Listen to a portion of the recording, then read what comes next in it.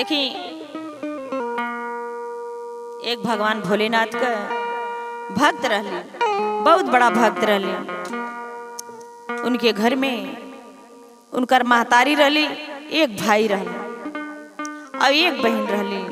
तीन लोग रहले। पिताजी ना रहला, पिताजी ना रहला दीदी, और लड़का उनकर बहन भगवान भोलेनाथ का भक्त रहल। बकीर लड़का बहुत बड़ा शिकारी हो गए, जुआ खेलें, ताश खेलें पूरे दिन भर। और साज के घर में आवे तो माई बहन के कलेश से भर दाओ। बहुत दुखी आदमी माई और बहन के दीदी रहे। भाई एक दिन के समय आइल, हर जोते गईले खेत में और अपने बहन से कह देले कि बहन खेत में पानी लेके आई। और रात दिन जुआ जब खेले दीदी, ते जुआ में जब कुछ नहीं रह गई, पूरा संसार के अपने बेच, कुछ भी घर में नहीं रह गई, सब कुछ बेच चुकल बाटे। और सब कुछ जब दीदी बेच चुकल है तो अपने बहन के जुआ में हार गई हूँ। और जब अपने बहन के जुआ में दीदी हार गई, बहन भोलेनाथ के बहुत बड़ा भक्त पुजारी रही। अब वहां का होता, अब जब बहन के हार गई ना दीदी, तो घरे ही नहीं कहत हम कि हम अपने बहन के जुआ में हार के आइल हैं। अब वहां ही होता कि कौनो से बहाना, जब खेत में हर जोते जाई तो कौनो से बहाना अपने बहन के बुला के और डोम के हाथे दे दे। काहे से कि डोम से जुआ खेल के अपने बहन के हार गई। ते सुनी जा कैसे कैसी कहानी बा। जब बहन खेत में पानी लेके पहुंचली है दीदी, तो एगो सुगा उनके घर पर जियावल रहा, और घर पे जियावल रहल, और सुगवा सब शिकार देखत रहा। जब पानी लेके उनकर नाम रहले दीदी गुजरा, जब गुजरा पानी लेके अपने भाई के खेत में पहुंचल बड़ी दीदी, तो उस सुगा पीछे पीछे पीछे पीछे गुजरा के जाता। और खेत के बगल में बहुत सुंदर गढ़ा रहल, और वो गढ़ा में बहुत सुंदर फूल फुलाइल रहल दीदी। अब जब बहन पानी लेके पहुंचली तो भाई का कहत हूँ, ए बहन जाके फूल तोड़ लावा, बहुत सुंदर फूल बा। बहन के भी अच्छा लागल फूल। और जो तालाब रहल, वो तालाब में डोम अपन घर बना के रहत रहल, और सोचत रहल कि जब ये फूल तोड़े यही तो हम इनके खींच ले। अब वहां देखिए दीदी का कहानी होता।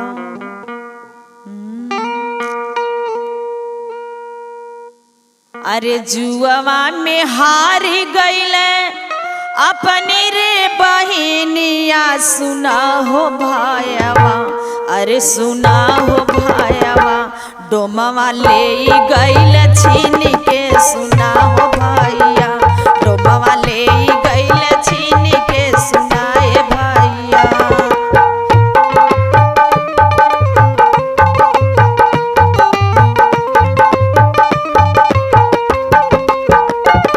सुनाए भैया, सुनाए भैया, सुनाए भैया, डोमवा ले गईल छीन के, सुनाए भैया, डोमवा ले गईल छीन के, सुनाए भैया।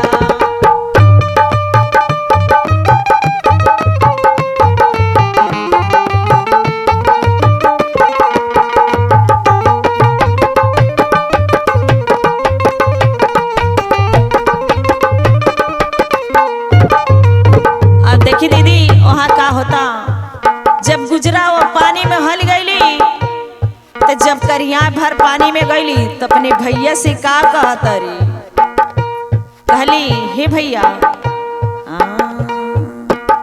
करिया पानिया में गईली मोर भैया, तबो न पवली, अरे तबो न पवली, हाय सुंदर फूलवा तबो न पवली, हाय सुंदर फूलवा तबो न पवली।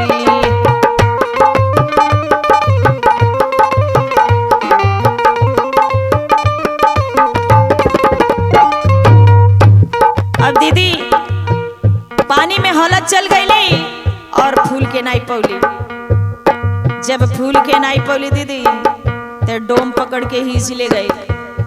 जब ही ले गई ते दीदी सुगा देखत रहल। जब सुगा देखत रहल तो उड़ के वह सुगा आके बतौलस कि तोहार लड़की वही तालाब के अंदर बाटिन वहां बुड़ गई। दीदी तालाब में जब मशीन लग गई, पानी हिंचाए लगल, तो गुजरा वही में से बोलत रही, का कहत रही, दिया ना जरावले बाट यार डोमावा बनात बाट, अरे बनात बाट, देखा सुपवार डोमावा बनात बाट, देखा सुपवार डोमावा बनात बाट।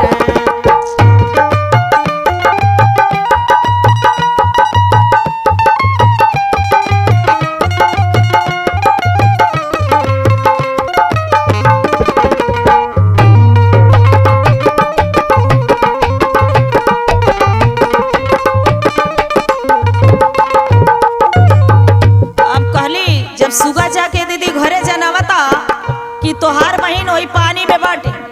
ई ते जनते रहले कि हम शिकार खेलल बाटी और डोम के हाथे हार गइल बाटी। तो वहाँ देखी भोलेनाथ कैसे बचावत हम वो भक्त के। जोगिया के भेसवा बनवल हमरे भोला जी, जोगिया के भेसवा बनवल महादेव जी, बनवल महादेव जी। अरे गुजरा के ले आइल हमरे महादेव जी, गुजरा के ले आइल हमरे महादेव जी।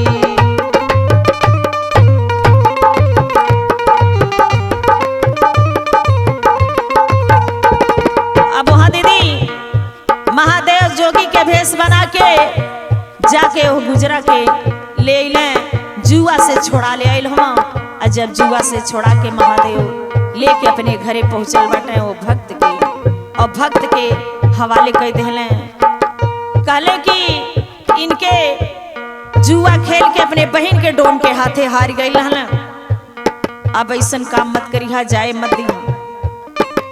गुजरा कहले, पाए रे पकारी के रोवे भोलेनाथ के, रोवे महादेव के, मोरे बाबा ना, अरे मोरे बाबा ना, अपने लेहल चाल संगमा मोर बाबना, अपने लेहल चाल संगमा मोर बाबना।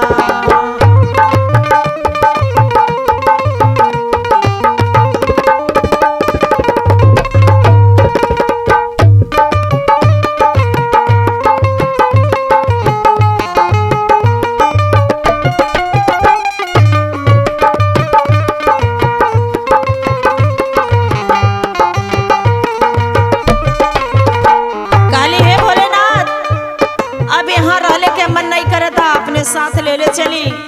अब यहाँ से भाई से बढ़ के का होला कि हमके एक डोम के हाथे बेच दिल हन।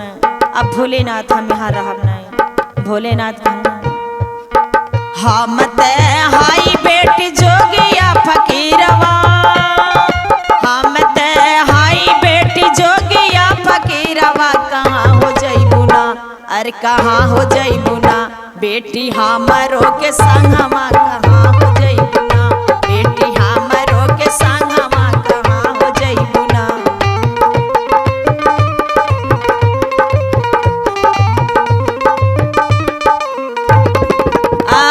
कहाँ हो जइबू ना, कहाँ हो जइबू ना, कहाँ हो जइबू ना, बेटी हमरो के संगमा कहाँ हो जइबू ना, बेटी हमरो के संगमा कहाँ हो जइबू ना, बेटी हमरो के संगमा कहाँ हो जइबू ना, बेटी हमरो के संगमा कहाँ हो जइबू ना, बेटी हमरो के संगमा कहाँ हो जइबू ना।